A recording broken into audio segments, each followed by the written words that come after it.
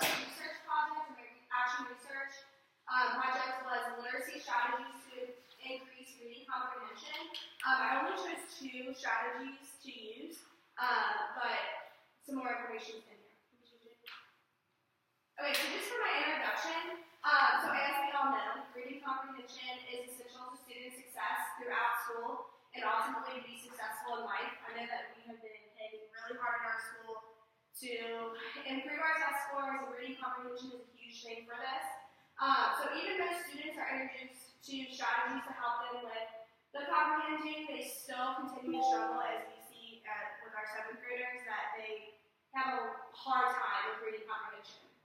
And so what I find interesting is that we have all these Common Core standards that have reading comprehension throughout them, no matter what grade level or content area you're doing, but there's no strategies listed to help us. So part of this action research was to identify some strategies to help with our standards. Okay, so for the purpose of the study, like I just said, reading comprehension is essential for student success. Because of its importance, it's critical for teachers to know how to get our students to be successful. And so this study looked at 2 reading strategies. So for me to get it approved, I had to use the making annotations, which is being hammered home with us, which is one of our strategies that we learned in our teacher academy, and then using graphic organizers. And in this specific project, I used story maps, and like story maps can have different variations, but the one that we used we identified the characters and identified the setting, and then we looked at what happened at the beginning, what happened in the middle, and then what happened at the end. Okay. So my specific research question, the first one was, what is more effective to improve reading comprehension, graphic organizers, or annotations to increase students' performance on assessments? And then my second question was, what are the students' views? What did they view as being more effective to get them to be successful with reading comprehension questions? Okay. So for my literature review, when I looked at just a few, I don't have a ton of resources, but my first one was called Readers Who Struggle, Why Many Struggle, and a Modest Proposal for Improving Their Reading. This resource I loved because it really describes our kids. It talks about how to help kids living in poverty, which is our population. So the author describes how one reason that students may struggle is just living in poverty. And that's because they don't have access to the reading materials that other students may have, or they don't have the opportunities to have their parents read to them, whether they're working all the time or maybe the parents aren't able to read to them. And then he gave a solution, which this happens in our community, try to connect to the library. And I know that the Covington Library works really well with our families, trying to reach out to them. Whenever I was down there helping a student for homebound instruction, I saw our kids there all the time. So that this really happens with our students. Another reason is that comprehension is such a complex skill and it involves multiple tasks. So for them to comprehend, they have to have good phonemic awareness, phonics, fluency, vocabulary, and then they're able to comprehend. So if there's any gaps between those foundational skills, reading comprehension just doesn't happen. So the next literature that I looked at was helping older struggling students, because even though our kids are 7th graders, most of the time, by the time they're in 7th grade, it's expected that they're able to read and comprehend. However, it doesn't happen all the time. So this one talks about how to get students to be better readers, and they suggested that the students be active participants. Now I know that it kind of is a struggle with some of our kids, especially the kids that I work with, because they may have a disability in reading comprehension, so they already know that they're not good and it's already a struggle. But trying to get them active participants, and one way to do that is to get them to set goals for their actual learning. And then some different ways to help those foundational skills that I mentioned with the last resource is that when we speak to the kids, maybe not use vocabulary that they're just completely lost, but using higher vocabulary so that they're exposed to it. Because a lot of times, especially with our students, they're not exposed to that vocabulary, and if we give that opportunity for them to get that exposure, they pick it up through conversation. So they suggested doing that. And then teach vocabulary words before you give them a text. If you give them a text in social studies or in science, and they have no idea what this vocabulary is, they're not going to be able to comprehend it. So make sure that you do a little bit of pre-teaching. And then for fluency, I know that Ms. Gavin, our principal, just mentioned this in our meeting. I believe it was last week or maybe the week before. For fluency, to help them, read to them so that they have that example of good fluency and how it's supposed to sound. And then have students read aloud. Give them those opportunities. Now, I know that sometimes with your guys' bigger classes with like 30 kids, not a lot of people are probably going to volunteer, but maybe like in a small group opportunity, have them read aloud. Because I know when they get into my room for resource time, I have a lot more kids to volunteer to read out. So maybe if you guys have that opportunity, that would be a good way. For my next one, it was just analyzing the effects of story mapping on reading comprehension of children with low intellectual ability. So this one specifically looked at that story map that we used.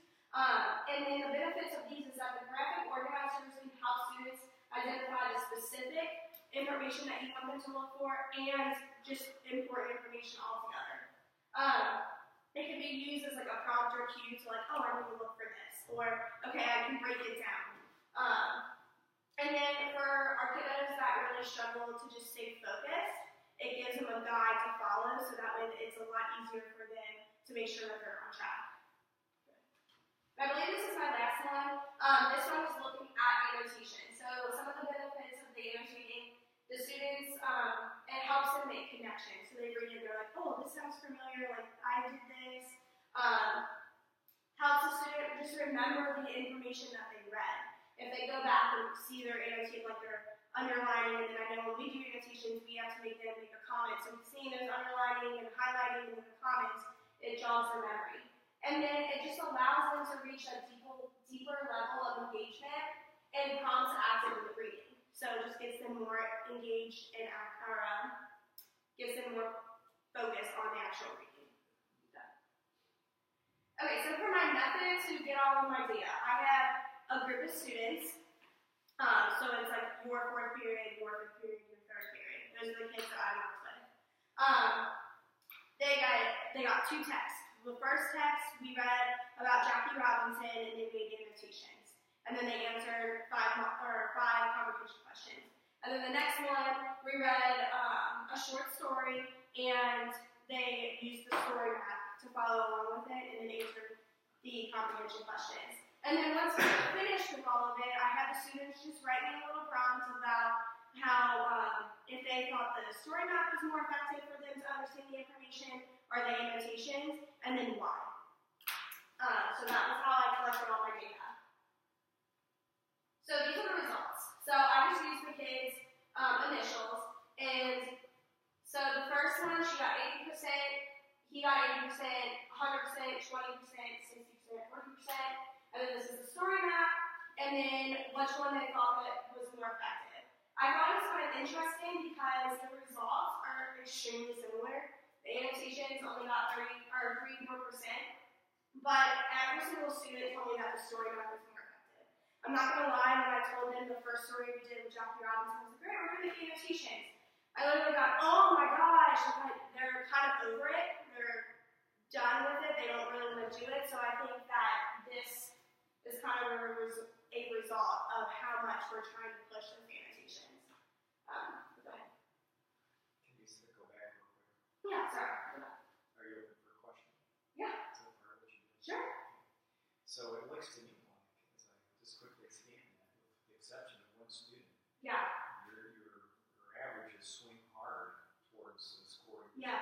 And I gotta talk about that in the next slide. Yeah, how I thought that was really interesting. So you can go ahead. So kind of like he was saying, my average score, they're very similar. However, all but one student either scored the same or higher using annotations. And I thought that was really interesting because they threw not a fit about it, but they were not very pleased that we were going to do it, and they loved the story map. When we used the story map, they were all into it, they were filling it all out. Even some of my strugglers that normally don't want to participate were very engaged. However, the results show that maybe besides that one student, it's better to use the annotations. And like I said, all the students said that they liked the story map. And I thought it was really interesting how their reasons were just like, oh, I liked it better. They were like, it makes it a lot easier to, one student said, translate the text. And I was like, when I read that, I was thrown off because that's pretty not your normal response. But it was that they were able to dissect the information, gather their thoughts, track the information. It was just kind of amazing how much they liked the story map better, and the reasons they gave was pretty interesting. Okay. So for my conclusion, I just think that there needs to be more assessments done with maybe this small group, but also kind of branch it out. We only worked with like 5 or 6 kids, so I think it's a very small sample size. And it would be interesting to see if maybe we used it with, 30, 50 kids and analyze those results. And I just think more exposure to both strategies may show more accurate information. So that would just be my suggestion. But I do think that both of these strategies can be effective with our students. Do you guys have any questions? So what the question then becomes, if a kid has a strategy that's better, but isn't inclined to use it, how good is it really? Yeah. And so here's a strategy that isn't proving out to perform as well, but the kids like it. So it's an interesting balance. I think it would be more, we probably need to look at maybe, even though they like it, are they still getting good results from it? So even if they're not like, oh, this is fun, but they're failing the assessment, then then it's not effective. It might just be a fun activity for something else. So that might be part of what we need to be. But I do think that it would be interesting to see how it would pan out with more than just those 6 students. After your conclusion, so just a general question. Yeah. Is there any room in reading comprehension for having kids read out loud? I think so. I think it's part of it because it's building that fluency, which if you can't read fluently, you're not going to comprehend. So I definitely think there is room for students to read out loud for reading comprehension. I just went back to my own background. Yeah. I had some struggles reading. Yeah. I'm going to tell you, a lot of things got better when I could hear myself. Yeah. And I think just hearing, like you just said, hearing yourself makes it stick with you